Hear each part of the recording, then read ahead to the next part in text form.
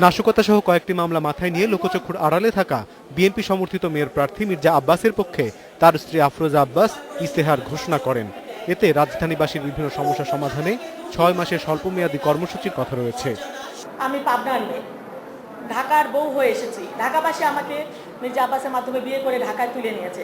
আমি ঢাকাবাসীর কাছে আবেদন করছি, সাংবাদিক ভাইয়েরা আপনাদের মাধ্যমে, আমি আপনাদের ঘরের বউ। এখন আমার নিরাপত্তা এবং আমার সম্মান রক্ষার দায়িত্ব আপনাদের।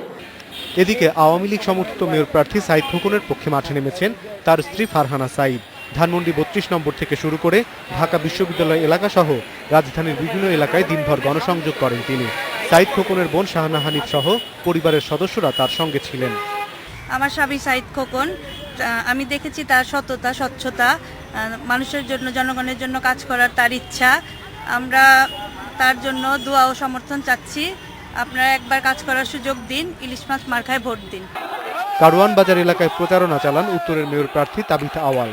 নির্বাচনে এখন পর্যন্ত লেভেল প্লেইং ফিল্ড তৈরি হয়নি বলে উল্লেখ করে তার সমর্থকদের প্রচারণায় বাধা দেওয়া হচ্ছে বলে অভিযোগ করেন তিনি। মানুষের যদি কনফিডেন্স না আসে নির্বাচনের উপরে, সেটা লক্ষ্য করতে হবে। মানুষের কনফিডেন্সটা বাড়ে তখনই যখন সেনা মোতায়েন করা হয় এইসব সময়। দুপুরে নাগরিক সমস্যা ও প্রত্যাশা নিয়ে এক জরিপের প্রতিবেদন প্রকাশ অনুষ্ঠানে অংশ নেন আনিসুল হক। তিনি বলেন, সরকার সমর্থিত প্রার্থী মেয়র নির্বাচিত হলে সমস্যাগুলোর সমাধান অনেক সহজ হবে।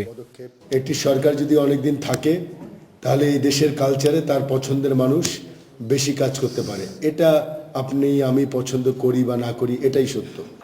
রাজধানী জুড়ে প্রার্থীদের প্রচারণায় জমে উঠেছে ভোটের মাঠ। অনিমেষ কর, ইন্ডিপেন্ডেন্ট নিউজ, ঢাকা।